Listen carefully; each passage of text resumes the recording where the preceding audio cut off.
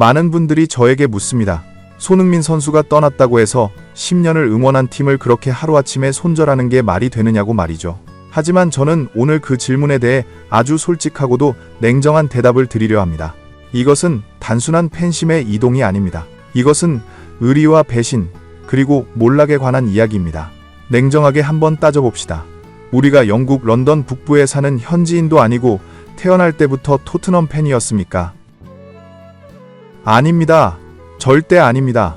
우리는 손흥민이라는 한국 축구의 영웅을 사랑했고 그가 몸담고 있는 팀이기에 밤잠을 설쳐가며 토트넘을 응원했습니다. 손흥민 선수가 웃으면 우리도 웃었고 그가 억울한 일을 당하면 내일처럼 분노했습니다. 우리의 정체성은 토트넘 서포터가 아니라 손흥민 서포터였습니다.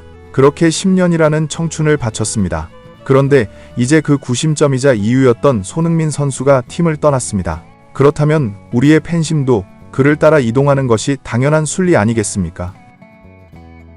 손흥민이 떠난 토트넘이 잘하길 바란다고요? 인간적으로 솔직해집시다. 기계가 아닌 이상 내 선수를 내친 팀, 내 선수가 없는 팀이 승승장구하는 모습을 보며 박수칠 수 있는 사람은 없습니다. 오히려 마음 한구석에서는 손흥민 없이 얼마나 잘하나 보자라는 심리가 생기는 게 인지상정입니다. 지금 토트넘의 상황은 우리의 이런 복잡한 심경을 대변이라도 하듯 처참하게 무너져 내리고 있습니다. 현재 토트넘의 성적표를 보면 한숨밖에 나오지 않습니다. 리그 14위. 이것은 단순한 숫자 노름이 아닙니다.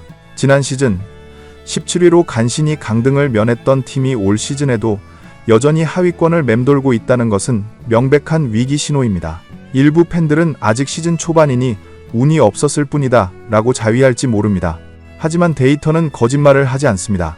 기대 득점, 유효, 슈팅, 수비, 성공률 등 승패와 직결되는 모든 핵심 지표들이 토트넘이 중하위권 팀임을 가리키고 있습니다. 2년 연속 이런 성적을 기록한 것은 토트넘 100년 구단 역사상 유례를 찾아보기 힘든 암흑기입니다. 과거 포체티노 감독 시절 팀이 14위까지 떨어졌을 때를 기억하십니까? 그때는 무리뉴라는 우승 청부사가 등장해 팀을 멱살 잡고 6위까지 끌어올리는 저력이라도 보여줬습니다. 하지만 지금은 상황이 완전히 다릅니다. 구세주가 되어줄 슈퍼스타도 판을 뒤집을 명장도 존재하지 않습니다. 팀의 몰락을 가장 적나라하게 보여주는 것은 다름 아닌 현재 감독의 입입니다. 토마스 프랭크 감독은 최근 크리스탈 팰리스전을 앞두고 충격적인 발언을 쏟아냈습니다. 솔직히 말해 지금의 토트넘은 과도기다. 챔피언스리그 레벨.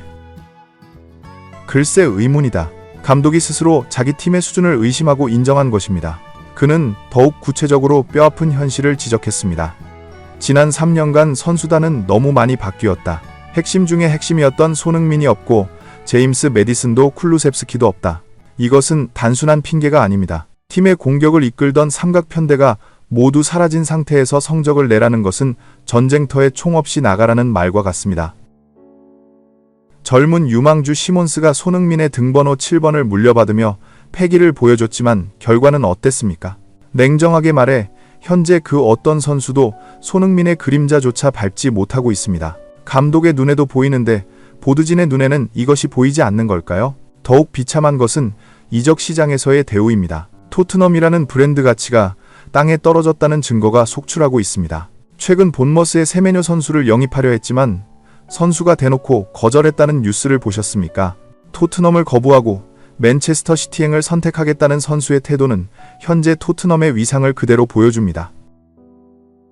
5배 아니 2배를 준다고 해도 올까 말까 한 상황입니다. 그런데 짠돌이로 소문난 다니엘 레비 회장이 과연 지갑을 열까요? 절대 아닙니다. 그들은 여전히 자신들이 빅클럽인 줄 착각하며 선수들에게 턱없이 낮은 주급을 제시하고 있을 겁니다. 이런 상황에서 감독을 또 경질한다고 해결될까요? 지금 이 사태는 감독 한 명 바꾼다고 해결될 문제가 이미 아닙니다. 여기서 우리는 가장 의문스러운 지점을 되짚어봐야 합니다.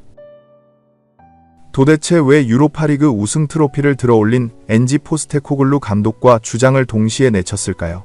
상식적으로 이해가 되지 않는 이 상황을 역추적해보면 기가 막힌 비하인드 스토리가 숨어 있습니다. 최근 반더벤 선수가 게리 네빌과의 인터뷰에서 밝힌 내용이 결정적인 단서입니다. 유로파리그 8강전 당시 선수들은 무조건적인 공격 전술의 한계를 느끼고 감독에게 수비 강화를 건의했습니다. 놀랍게도 고집불통일 것 같았던 엔지 감독은 이를 수용했고 토트넘은 짠물 수비로 변신하며 우승을 차지했습니다. 즉 감독과 선수단이 소통하며 최고의 시너지를 냈고 결과까지 가져왔다는 뜻입니다. 손흥민 선수 또한 챔피언스리그 진출과 우승이라는 목표를 달성하며 행복한 마무리를 꿈꿨을 것입니다. 그런데 구단은 이 우승 감독을 경질했습니다. 이유가 무엇이었을까요? 아마도 선수들의 의견을 수용하며 전술을 바꾼 것이 구단 수뇌부의 자존심을 건드렸거나 혹은 재계약 비용을 아끼려던 꼼수였을지도 모릅니다. 자신을 믿어준 감독이 토사구팽 당하는 꼴을 보며 의리남 손흥민 선수가 과연 재계약 도장에 찍고 싶었을까요? 결국 손흥민 선수의 이적은 구단이 자초한 일이며 엔지 감독의 경질이 도화선이 되었음이 분명합니다. 라이벌 팀 이야기를 꺼내고 싶지는 않지만 아스날의 사례는 토트넘에게 뼈아픈 교훈을 줍니다. 아스날의 아르테타 감독을 보십시오. 그가 부임 초기 8위를 기록하며 비웃음을 샀을 때 아스날 구단은 그를 경질하지 않았습니다. 오히려 6년이라는 긴 시간을 기다려주고 지원했습니다. 그 결과 지금 아스날은 어떻습니까? 리그 1위를 질주하고 챔피언스리그 전승을 기록하며 유럽 최강팀의 반열에 올랐습니다. 반면 토트넘은 인내심이라곤 찾아볼 수가 없습니다. 조금만 성적이 안 나오면 감독 목을 치고 레전드 선수를 홀대합니다.